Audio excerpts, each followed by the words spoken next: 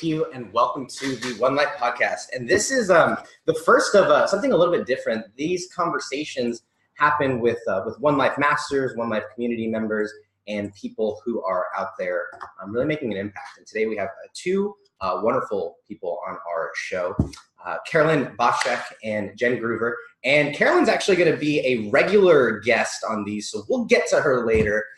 But our featured guest today is actually Jen Groover, who's been someone who has really made an impact in the One Life community. Various ways she's spoken at lots of events and has been someone who has not only done that, but really been an inspiration to people in the community and an example for people to really aspire to. She's someone who didn't start out with a silver spoon, and we'll probably get into that. And she found a way to work her way into running her own business.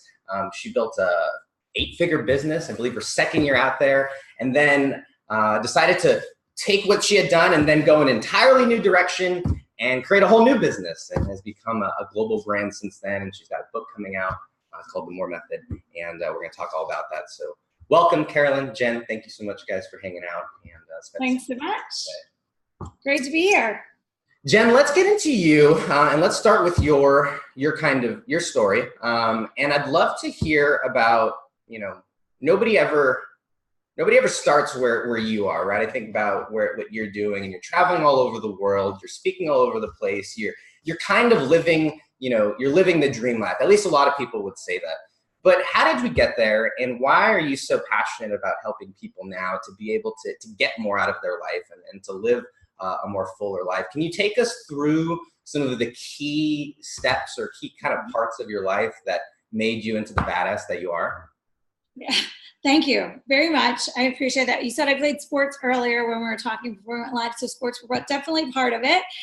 But the truth is, it was all very intentional. The life that I'm living is a life that I've intentionally created over the last 2 decades. And it all started, it really started in my childhood. My childhood was very much a training ground for my success. It was not an ideal childhood by any means. It was riddled with different forms of abuse and struggles, and adaptability needed and resilience needed. And it led me into becoming a self-sufficient, self-motivated, independent child that had a lot of ability to have survival skills. And I think that's a key thing to acknowledge, especially people on here are parents, because as a parent myself, I always think to my own parenting skills, how do I teach my kids resilience, adaptability, and all these things I learned through struggle without actually having the environment of struggle that I had as a child? So I still don't have the full answer to that question. I say no a lot just to say no to provide disappointment, but I'm still working on more of a thesis behind that. However, when I went to college, I studied psychology, and that was a pivotal moment in life for me, because I learned the study of human behavior, why certain things were the way they were, and how to change and reframe my understanding or my belief systems or my feelings and emotions, and really getting control of my mindset. And so while I was in college, I also started a group fitness program. So fitness, motivation, that was part of who I was too. And out of college, I started my first business, literally right out of college in 1995, way before it was cool to be an entrepreneur. I was in the fitness industry, which was a very young industry at the time, but provided me an opportunity to be around a lot of mindset training masters. And so much of the fitness industry is mind over matter, and really pushing through limited beliefs and blocks within yourself to get to the next level. So at that time period, I really attracted a lot of incredible mindset mentors. One of the biggest ones, another huge tipping point, being Bob Proctor, who, for those of you who don't know, probably know of The Secret. And The Secret was written by a woman whose name is Rhonda. However, Rhonda was taught by Bob Proctor in the same mastermind group. And she was just the genius that compiled all the information and packaged it into this beautiful book that sold millions and millions of copies. But Bob's mindset training was extremely impactful because it wasn't just about motivation, it was about transformation. And that there's a huge difference between motivation and transformation, which I could talk about later if you want to discuss it, but it's a significant thing for people to recognize if they want to get from here to up here.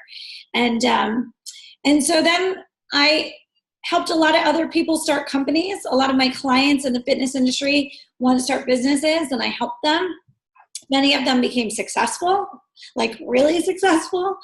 And I realized my real talent was helping other people find their potential, expose their potential, magnify their potential, and pull out their passion. And then package that passion into a formidable business.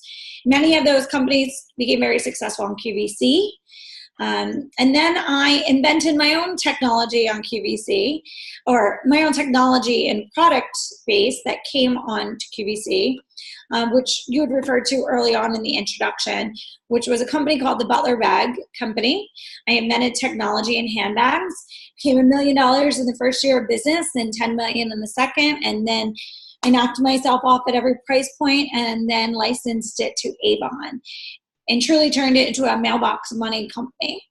And then from there, I launched a brand called Leader Girls, teaches young girls empowerment through play, empowered by Jen Groover, which we're now, like right now, in the process of launching Empowered Eyewear underneath that brand, which is innovation in eyewear, where you literally can flip up the top and change your lenses, even prescription lenses, into different eyewear. So as you change your outfit, you change your lenses and your eyewear to be a little bit more fashionable. And then my first book launched 5 years ago, about to launch my second one, as you mentioned, The More Method. And I've been a motivational speaker for 20 years, since the fitness industry. And that was something that just kind of kept evolving. I was speaking more so as an expert in fitness and motivating people in fitness, which then helped motivate people in every aspect of their lives. And my approach to human potential is very holistic, where I bring in not just psychology and emotional intelligence, but exercise physiology, nutrition, neuroscience, quantum physics, and metaphysics under one umbrella to connect the dots to how to be the best, most expansive version of yourself. Wow. Jen, I'm just so honored to be in your presence. Every time I see you, it's just, you have an amazing light, and you are a woman, fierce leader that every time I see you, I'm lit up. And so thank you so much for being here and for sharing and for inspiring. Your history, you have taken your history and you've created a global impact. And I'm really interested in hearing a little bit, and maybe you could share a little bit of those things that you have taken and learned over. You've turned some of the adversities that you've gone through, and you've turned them into fuel to motivate you. And that transition and motivational piece, I'd really love to hear more about that. And I do remember a story about your overcoming sugar and how you used that in order to push forward. So I'd love to hear, have our listeners hear a bit about that as well. Well, that's a big one. First of all, as everyone can see watching this, you have an incredible light and radiance to Carolyn. So I'm always grateful to be in your presence as well. Thankfully to the One Life community for that. So I find that in every obstacle, there's an opportunity, which on my jewelry, I actually have a piece of jewelry that says, in all obstacles, there are opportunity. And so that's one of the most profound reminders in life, that anytime you feel stuck or against an obstacle or in a challenging place, instead of getting angry about it, instead of getting frustrated about it, instead of blaming people about it, I always challenge people to step back and say, what am I supposed to be learning here? Because you're supposed to be learning something. Any obstacle moment is a growth opportunity.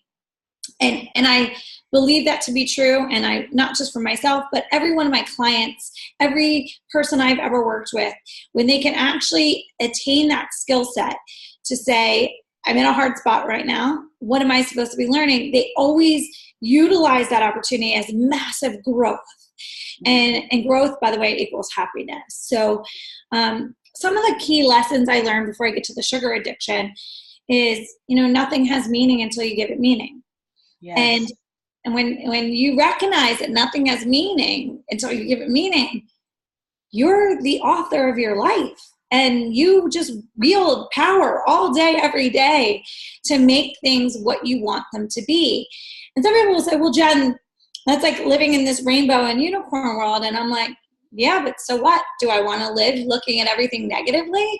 Because that's my choice too. I mean, ultimately it comes down to your choice every day, how to choose to see the world.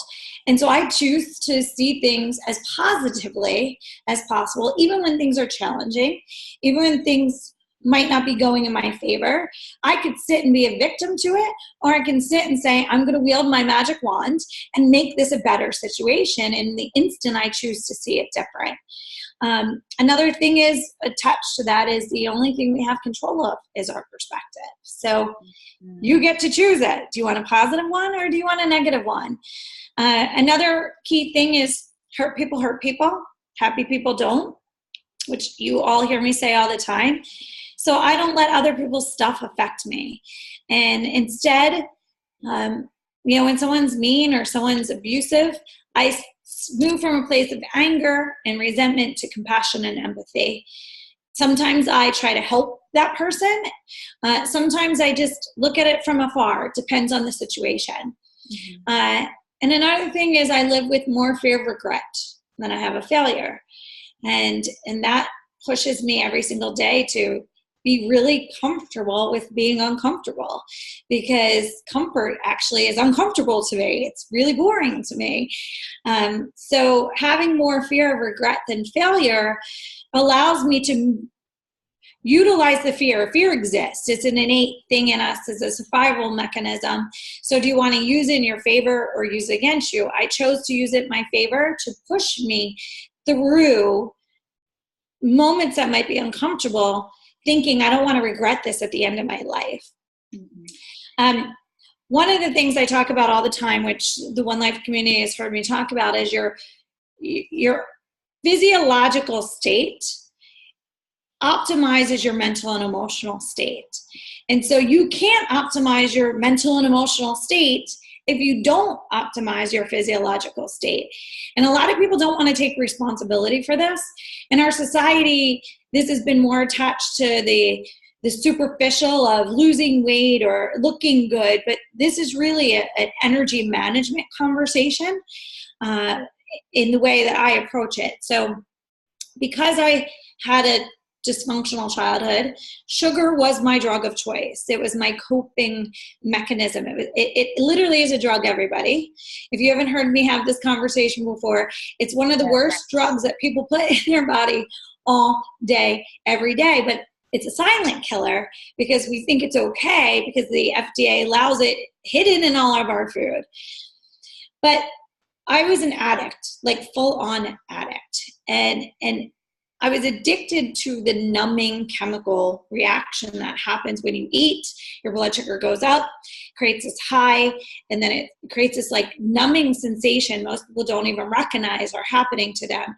And then you crash and you seek for more, and then you get another high. And that's what I was addicted to, not actually the sugar itself. I mean, the sugar is the drug, but it was the chemical reaction that people become addicted to. Mm-hmm. And so, when I got older as a fitness competitor and an owner of a gym, this was something that I battled every single day, And I thought subconsciously, consciously, being in the fitness industry, my vanity, the willpower and my vanity would override because of the industry that I was in. And that wasn't the case. As a matter of fact, it got worse. It was something that I desperately wanted to overcome because it was such a crippling thing. Mm-hmm. I would think about sugar 24 hours a day. I'd think about when I was getting my next sugar fix and high. And then I'd have shame around that because doing what I did for a living. And so how I broke this addiction was, number one, becoming more self-aware, becoming more healed. Healing is part of the process too. But then I had my daughters, my twin daughters, and I learned what sleep deprivation felt like at like a whole new level that I'd ever felt in my life for a sustained period of time. And my kids started going to preschool, and I started finally feeling like myself again. Like I was getting back into a rhythm, like I had a memory and mental clarity and motivation and drive again. And I went to my office this one day, it was so clear. And I felt like, yes, I am back. I'm checking things off my list. I feel so proud of myself. And then I went to my kids' school for a Halloween parade. I ate the icing off the top of a cupcake. And I literally felt exhausted 20 minutes after I got back to my office. Wow. And this sensation of being exhausted, irritable, socially withdrawn, like I didn't feel like talking to anyone in my office, didn't feel like returning any of my phone calls. All was so clear to me, like what just happened to me? I went from like rock star in the morning to this human being. And I thought to myself, that sugar stole my energy and my happiness, quite honestly, and my mojo. And I got mad at the sugar. And in that moment of getting so mad at the sugar, I changed my emotional connection from the sugar being my friend earlier in life to the sugar being my enemy. And it was a very clear mental moment where the anger that I had towards this sugar was immense. And the value of my energy or lack thereof in the moment was so clear to me. And often in changing, not often, I'd say all the time, in changing habits and patterns, you have to trick your brain at first to have a greater value proposition in the new thing. So for me, the greater value proposition was energy. Like I like energy more than I like sugar now. Energy feels so much better to me than sugar does. Mental clarity feels so much better than sugar does.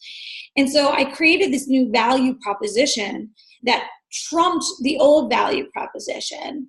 And anytime as I was creating this new pattern, I would think about energy and mental clarity and productivity. And I'd say, you know what? I don't have time for sugar. I don't have time to be tired. I don't have time to be irritable or moody. And quickly, very quickly, I broke my sugar addiction, where today you could put tables of sugar and desserts and stuff in front of me and I won't touch it because to me, I just think, I don't want to be tired. Right. And so breaking the addiction is partially healing, but to really start the process is a conscious awareness of creating a better value proposition than what exists in that moment.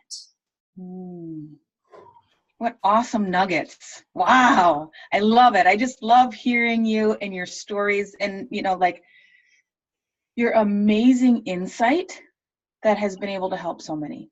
Thank you. I appreciate that very much. Another question. I'm sorry. Go ahead, Hector. Oh, yeah. Go for it. Another question. You talked about you have your book coming out. I'd love to hear a little bit more about that. Yeah. So the MORE method is something I created in all my years of teaching human potential. I'm teaching from multiple disciplines. Often my colleagues are teaching from, wellness discipline or just the psychology discipline, and that's more on the therapy side, and emotional intelligence is a part of it. So, or neuroscience or quantum physics. So people are usually staying in just one discipline, and I'm teaching from all of these disciplines, which I just mentioned: psychology, emotional intelligence. Emotional intelligence is a layer to psychology, but there's layers in emotional intelligence that I'll explain a little bit further. But nutrition, exercise physiology, neuroscience, quantum physics, and metaphysics, and quite honestly, Buddhism, are all coming into what I'm teaching to connect the dots of the layer of who we are, and how to optimize our human potential in all of those layers. So I needed to create, to me, a formula, a methodology that was duplicable for people to learn, because it can be really big. All of this information can feel so big and overwhelming when you're first learning it. How do I simplify this information for people? Mm-hmm. And teach them the layers of progressiveness to create this greater whole. So it came to me literally at 3 o'clock in the morning, you know, that mental clarity of what is the solution to this mega problem? And it hit me, the MORE method. I'm teaching people, no matter where they are, how to get more of everything good out of life. Because I always get challenged with people, who's your key audience? And I'd say everyone. And I know that sounds cliche, but it's everyone. People are like, well, it can't be everyone. And I'm like, but it is everyone. No matter where you are, no matter what your background is, education-wise, socioeconomic-wise, it doesn't matter. I can teach you how to get more of everything good from where you are to where you want to go. And so I got this clarity of, that's what I'm doing. That's my value proposition to the world. Mm-hmm. And the M became very clear to me. The M is mindfulness. Mindfulness in everything you do. Yeah. The first layer of getting everything, more of everything good, is to become more mindful. Thoughts you're thinking, words you're choosing, foods you're eating, how you're spending your free time, who you're spending your free time with, what you're putting into your psyche every day. Mm-hmm. And then the O is something that I just talked about, but it's the optimization of your body and brain. So once we become more mindful, then we can start to optimize our bodies and brains more so that we can work smarter and not harder. We can work with more leverage. I love leverage. We can work with more leverage than we are with lift. And so that's the next step in it. And then R is a responsive versus reactive lifestyle. So this moves more into the emotional intelligence, how to respond to the world instead of react to it, how to intentionally create instead of just flipping out when everything is going wrong. And so that moves more into that deeper level of emotional intelligence. And then the E is excelling in all aspects of life. So how do you bring all the aspects of life together? You can't separate your personal and professional life. I don't care what anyone says. You can't. If you're going through something bad at home, it's going to show up in your work. Whether you show it outwardly or not, it's showing up because your mental clarity is down, your ability to be productive is down, your ability to create is down. And so how do you get all the pillars of your life, your relationships, your health and well-being, your finances and your career vertical, and your own personal evolution, all on solid foundation together? So it's all growing together, and you're not just all focused on a relationship or all focused on your work life, which is what most people do. And then, you know, people focus solely on their career, and then all of a sudden they wake up in their 40s and they're like, who am I married to? Who are these kids that I'm sending off to college that I don't even know? And why am I getting divorced right now? Because you didn't pay attention to your relationship sector.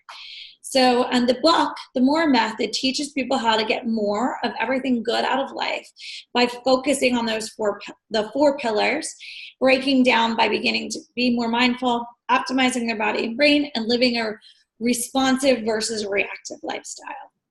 Wow, that sounds amazing. Where am I going to find this book? I want one. Thank you. Hopefully at every major retailer and Amazon, of course. Excellent. When is the release date? So it's in October, towards the end of October. Okay. I keep pushing back the release date because I'm getting ready to move. So I've been a little overwhelmed. So my publisher is extremely patient with me. Thank God, it knows me and my personality really well. But we'll leave it at end of October right now. Beautiful, beautiful. I'll be watching out for an email and a Facebook post, and I'm so excited to have it. And I want more. I want more of Jen Groover. Thank you so much. Thank you for being here and bringing your energy and your spirit and your inspiration. You are the pinnacle of leadership for women and all people, actually. Thank you. I remember just, the first time seeing you and meeting you, I'm honored. So thank you so much. Likewise. Well, thank you so much for having me. And one of the things that is said so often, especially by Mike McCarthy, in the One Life community is do more, be more, have more. So I found it suiting to do more, be more, have more with the more method. Yes, I love it. Thank you. Amazing. This has been so fun, Jen. Online, you're very active on social media, Facebook and Instagram. Is Jen Groover? Just my name. So just to clarify for Facebook, I'm so much more active on my personal page than my public page. Reason is you can, because of the algorithms of Facebook, when you're working on, you can go over your over your friend list and have followers, and you can actually engage with them more. And I like engaging with people, and there's a lot of limitations from a public page, which I don't like. We'll follow Jen. And for the rest of the One Life community, this is our first interview of a doubleheader today. We actually have John Roman a little later today. I'm excited. Oh, one of my other favorites. I love it. A jam-packed day. And right now, there is something called Mighty Networks. It's a new online platform where you can get the One Life Roadmap. It's a full life course. A lot of what Jen talked about today. That's free right now, so we're going to link that up. So the One Life Road, make sure you guys go get that. And then we have a Dare to Dream event coming up next month in October. So if you guys want to get involved, either volunteer or you guys want to help contribute by sponsoring kids through the program, we'll put details in the links as well. So thank you so much, Jen. Carolyn, this has been great. Thank you. Thank you. Give John my love on the next interview. Most definitely. All right, guys, we'll see you on the next one. Okay. Bye. Thanks, everyone. Thank you so much. Okay. We hit the done button. I don't think people can see us anymore. And I'll make sure that it's done. Okay, cool. Thank you so much, Jen. That was fantastic. Thank you. I'll cut it up and clip it up, and I'll send you over, the stuff, and then you can use it in whatever you want. Well, fantastic. I appreciate it. Thank you so much. Thank You nailed it. So good to see you. Thank you. Likewise. And if you need help with the Zoom live thing, just send me a message. It's a couple of clicks and stuff like that, but once you get it set up, it's pretty simple. Thank you. I appreciate it. I've been using V Live this whole time. Oh, no, don't do that. Yes, Hector, I was going to reach out to you last week. I never